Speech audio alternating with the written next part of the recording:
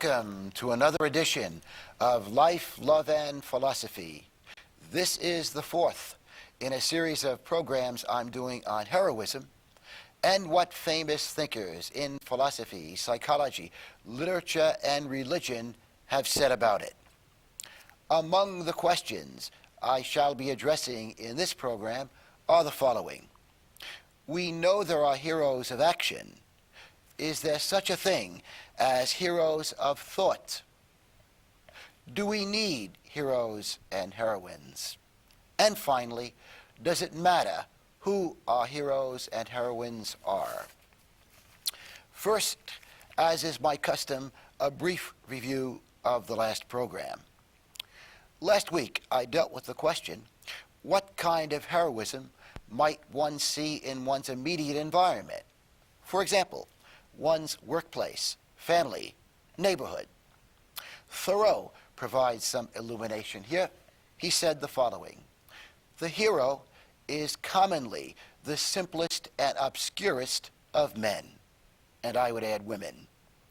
Emerson put it this way, "There are persons who are not actors or speakers, but influences, people too great for fame and display." Yes, influences, people who can be heroic in their influence on others. For example, so-called ordinary people whose lives are an example to others. Among my heroes and heroines are the following. People dealing with enormous adversity. For example, people dealing with dignity and perseverance, with health problems, family problems, or financial problems. It's been said that perhaps the best measure of a person's greatness is the person's capacity for suffering. Indeed, so many of the great people in history, so many of the heroes in history, famous and not famous, were people who were able to endure great suffering. Also, among my heroes and heroines are loving caregivers. For example, caregivers for the physically and or mentally impaired, caregivers for the infirm elderly. Also, among my heroes and heroines, people who don't go along to get along. People in the workplace, for example, who are willing to sacrifice a promotion to make valid criticisms of the system, knowing that those valid criticisms may get them in trouble. And here, of course, I'm talking about people such as police officers, teachers, military people, business people, again, who have the courage of their convictions to criticize the bureaucracy, the system in which they work. Poet Robert Bly claimed that bureaucracies in general tend to breed cowardice. Here are his own words, "The cowardice that one learns in bureaucracy." What do you think? I think that even when we don't have the courage to speak out, to make valid criticisms, we can still show a certain kind of heroism by at least not tormenting and criticizing those who are speaking out, but instead congratulating them for their efforts, encouraging them in their efforts. Also, again, continuing with a list of my heroes and heroines, the elderly who have spent many years doing their jobs diligently and who have gone out of their way to be just and fair to other people. Indeed, some people define a hero or heroine in the following way. It is a person trying to be a just person in a world in which there is much evil. Psychiatrist Viktor Frankl, himself a Holocaust survivor, claimed that our mission in life is to join the minority. He put it this way, "It is true that decent people form a minority, and yet I see therein the challenge to join the minority." Frankl, a Jew, spent several years as an inmate in a Nazi concentration camp. His wife and several other members of his family were killed by the Nazis. I believe that Frankl would have been pleased to know at least one German soldier, Sergeant Anton Schmidt. Why so? Well, Schmidt was a sergeant in Hitler's army who disobeyed orders so as to save hundreds of Jews. While stationed in Lithuania shortly after the Nazis took over that country, Sergeant Schmidt witnessed the herding of Jews into ghettos and the shooting of thousands of Jews. His letters back home to his wife reflect a man of enormous compassion. Sergeant Anton Schmidt saved more than 250 Jews by hiding some and by forging papers for others. In 1942, the Nazis arrested Sergeant Schmidt and executed him. 58 years later, in the year 2000, Germany named one of its military bases in Germany after Sergeant Anton Schmidt as a way of honoring him.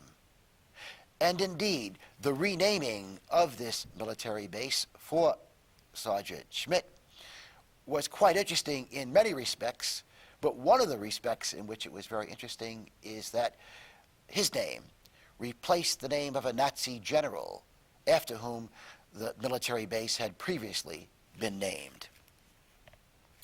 Viktor Frankl, the psychiatrist I mentioned before, who was a Jew and an inmate in a Nazi concentration camp, he would point out that Sergeant Schmidt was in a minority, that most Germans did not speak out against Hitler, and many, many Germans went along with what Hitler was doing in terms of his anti-Semitic behavior.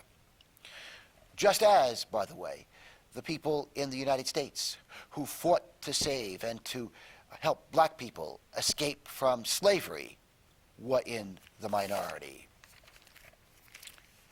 On a more positive note, I think among the so-called ordinary people, there are many heroic people who don't even realize they are heroic. For example, people who leave their homes every day, committed to being fair and kind in a world in which they know many people don't play by the rules, in a world in which many people are not fair and kind.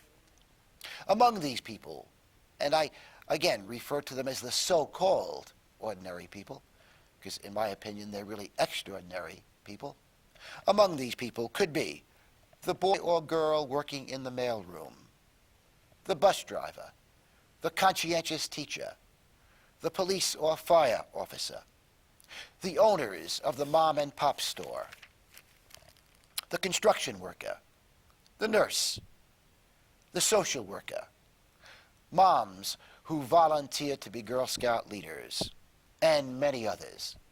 You can easily spot these people. How so?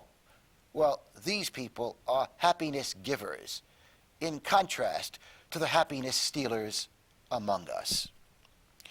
Jesus provides, I think, a good summation of the points I've made so far in my presentation. Jesus, in one of his biblical parables, talks about the importance of being alert to the evil around oneself, but yet not to be infected by that evil. Here are Jesus' own words. This comes from Matthew 10:16. Be therefore wise as serpents, but harmless as doves. I've spoken about many kinds of heroes and heroines in my 4-part series so far on heroism.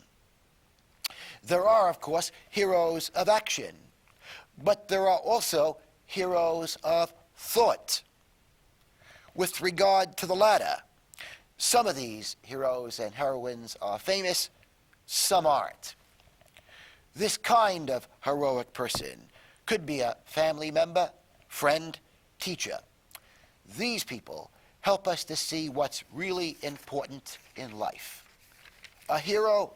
Yes. Why? Well, he or she has to be a brave thinker. Such a person has to be able to see through all the nonsense and manipulation around us. For example, the nonsense and manipulation in so much of TV programming, advertising, the movie industry, the music industry, political propaganda from both the left and the right. Such a person also has to be able to see through the transient to the enduring, the eternal. Again, such a person has to have a keen spiritual vision so as to see through the transient to the enduring and the eternal. The media almost always focuses much more attention on the Britney Spears and the Anna Nicole Smiths and the rap artists such as 50 Cent than on what's really important in life. Do we realize this? And if we don't realize this, are there people out there who help us to see this? It's a kind of heroism, I think, to have the courage to criticize the values of the society we live in, at least to criticize some of the values of the society we live in, and indeed to criticize how the majority often thinks and behaves. Socrates, Jesus, and Freud, I think, among others, could be considered to be heroes of thought. Again, Socrates, Jesus, and Freud, they teach us the need not only to be critical of the society in which we live, but also, perhaps even more importantly, to be self-critical. Pascal, the famous French intellectual in this regard, said this: there are two natures in us, the one good, the other bad. And the poet Robert Bly put it this way: inside every man and woman is a sick person and a well person, and one needs to know which person is speaking at any given time. It takes courage and humility to take off our masks and examine our pridefulness, status seeking, envy, greed, power trips, prejudice, pettiness, lack of forgiveness, our lack of humility, our lack of love. Gandhi, who I believe was both a hero of action and a hero of thought, put it this way: what matters, after all, is that our capacity for loving ever expands. While most heroes of thought have not been famous, some, of course, have been. I've already mentioned several. Among the others would be those who have made significant contributions to philosophy, psychology, literature, religion, and science, for example. People such as the Buddha, Plato, Shakespeare, and among women, the writers Jane Austen and Virginia Woolf. They often wrote about aspects of life and human nature we might not wish to confront. Of course, they first had to confront some undesirable aspects of themselves. Again, of course, they first had to confront some undesirable aspects of themselves. I think these heroes and heroines can help make us stronger by helping us to face some unpalatable truths about life and human nature. Also, such heroes and heroines can help to encourage us to become more self-reliant. How so?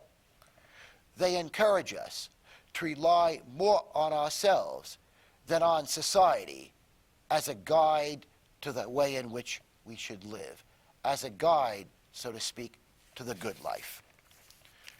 They teach us to be skeptical of the majority, of how the majority thinks and how the majority behaves. Emerson, in this context, talked about, and I'm quoting him now, disgraceful deference to public opinion. Disgraceful deference to public opinion. He went on to say this, and again, these are his own words. Give up, once and for all, the hope of approbation from people in the street if you are pursuing great ends. Emerson believed that heroism is a necessary quality of the self-reliant person. Thoreau also commented on the need for self-reliance. In one of his most famous passages from Walden, he put it this way: if a man does not keep pace with his companions, perhaps it is because he hears a different drummer. Let him step to the music he hears, however measured or far away. I've been talking about heroes of thought, and I've mentioned that most, I think, are not famous. Some are. What do they all have in common? Well, they all provide illumination. They all try hard to tell the truth about life and human nature, for example. In contrast, again, they almost always try very hard to tell the truth. In contrast to so many people in influential positions in all societies of the world who manipulate and deceive for their own personal advantage. The psychiatrist M. Scott Peck, in talking about heroes of thought, people again who try hard to tell the truth, put it this way, and I'm quoting psychiatrist M. Scott Peck. Honest, truthful people can be secure and proud in the knowledge that they have not contributed to the confusion in the world, but rather, on the contrary, have served as sources of illumination and clarification. Another question: do we need heroes and heroines? I think the answer is yes. We need to be inspired, and we need good examples. And we need to understand, while there is a dark side to human nature, there is also a bright side to human nature. That each of us has the potential to be of enormous value to other human beings. Another important question, I think: does it matter who our heroes and heroines are? For example, does it make any difference whether our heroes and heroines are entertainers, athletes, and the super rich on the one hand, or people who are willing to sacrifice money, status, and popularity, and indeed even risk their lives to try to advance the cause of justice and happiness in this world? The Buddha claimed that it is not unusual that wise, courageous, loving people are hated by many people, although he went on to say the wise people, the virtuous people, are loved by the good people in society.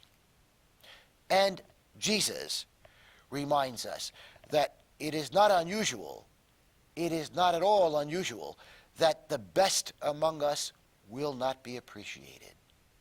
Jesus put it this way: a prophet is not without honor except in his own hometown and among his own kin and in his own home. Does it matter whether our heroes and heroines are people who try to help us to escape reality or people who try to help us to deal with reality? Erich Fromm, the very famous psychoanalyst, in a book I highly recommend, a book entitled The Art of Loving, the best book I know ever written about the subject of love, a book in which he provides a very comprehensive treatment of many different kinds of love. Erich Fromm, again, in his book, The Art of Loving, talks about heroes and heroines and claims that it matters very much who a society's heroes and heroines are. Let me read you just a short passage from this book.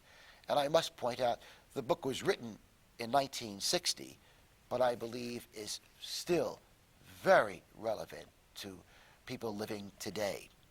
He says this, Erich Fromm: in previous epochs of our own culture, or in China and India, the man most highly valued was the person with outstanding spiritual qualities. Even the teacher was not only, or even primarily, a source of information, but rather his or her function was to convey certain human traits. In contemporary capitalist society, and the same holds true for communist societies, the men suggested for admiration and emulation today are everything but bearers of significant spiritual qualities. Those people are essentially in the public eye who give the average man a sense of vicarious satisfaction. People such as movie stars, TV entertainers, important business or government figures. These are the models for emulation. Their main qualification for this function is often that they have succeeded in making the news.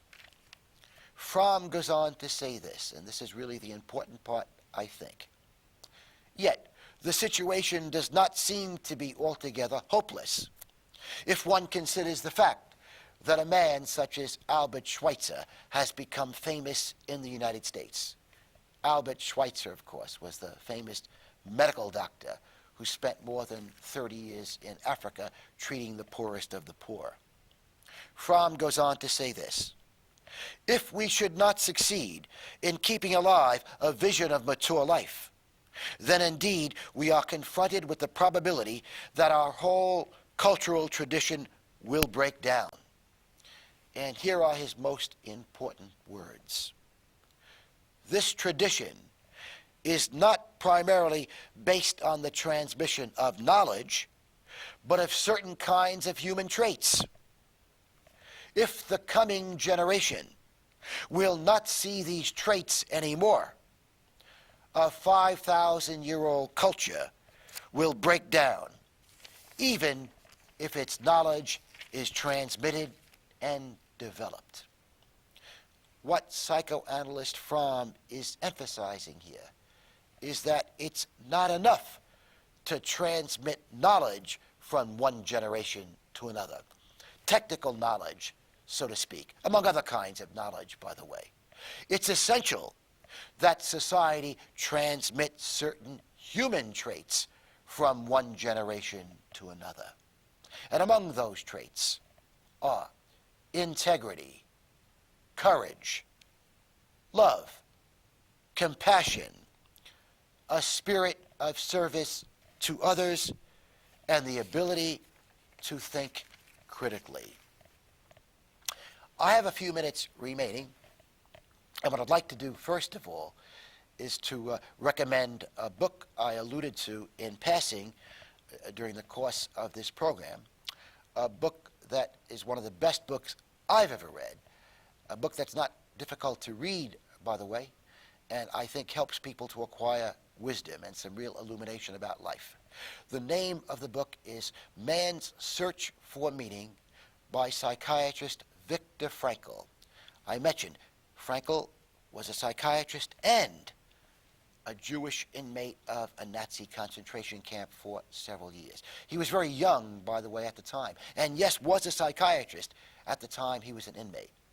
I suspect few psychiatrists, I'm confident, few psychiatrists have ever suffered the way he suffered. And he went on to become a great psychiatrist, a famous psychiatrist, and perhaps the suffering he endured made him a more compassionate person. In any event, in the years after his incarceration in the concentration camp, again, he wrote a book entitled Man's Search for Meaning. It's a book I highly recommend. And of course, I also mentioned in this program Erich Fromm's book, The Art of Loving. These are two books that are quite accessible. Any popular bookstore, such as Barnes & Noble, for example, has both of these books, and of course, they are in paperback. A reminder before I close, you know we have a website now, and we are now showing several of our past programs, at least 7 or 8 of our past programs in their entirety on our website. So if you wish to see and hear some of our past programs, you might go to our website, and here it is, www.lifeloveandphilosophy.com. And if you wish to contact me, my email address is prpignatelli@gmail.com. As usual, I would like to close with a quotation from Henry David Thoreau. Thoreau, in his masterpiece, Walden, reminds us that we are all artists. He penned the following words: "To affect the quality of the day, that is the highest of arts."